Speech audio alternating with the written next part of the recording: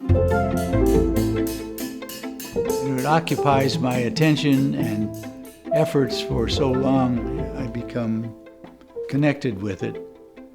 And I've enjoyed finding places to place the stone in the house, in the garden, outdoors. I'm running out of potential places to display art.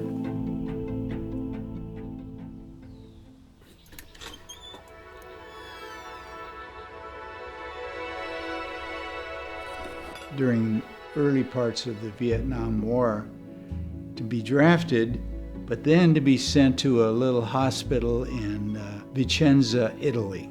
My family and I lived there for 3 years, and of course, as we traveled around the countryside, there were numerous examples of sculpture. At that time, I had no intent of attempting that myself, but then later on during retirement years, somehow this all rose and attracted my attention 25 years later. The actual performance of this begins with big power tools to create a block of stone that will contain the figure. Once that is completed, we start with ever smaller tools, and smaller and smaller and finer.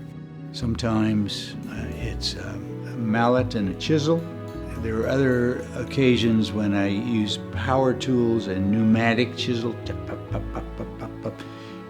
take off larger pieces of stone.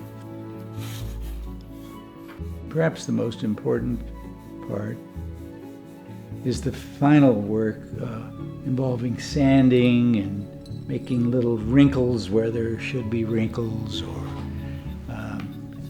fingernails. The whole thing represents an effort to represent realism as opposed to abstract art.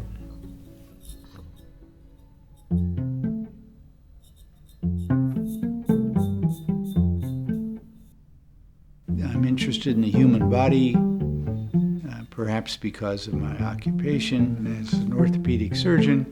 I have a variety of male and female figure studies. I feel pleased at the end if it's something that is a reasonable representation of the subject. My current piece is an adult hand, and I haven't decided. I think it's a female hand, and it's just two hands. The female is, I'm envisioning it as a mother with a 2-year-old child who has learned to walk and maybe is getting a little tired, and the mom's extended her hand down, and we see the downward angled female hand, and then the baby is holding on to her.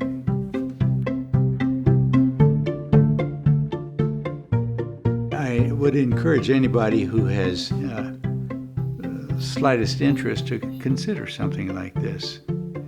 A little soft music in the background, a coffee pot over in the corner, makes a very pleasant afternoon with my tools and my stone.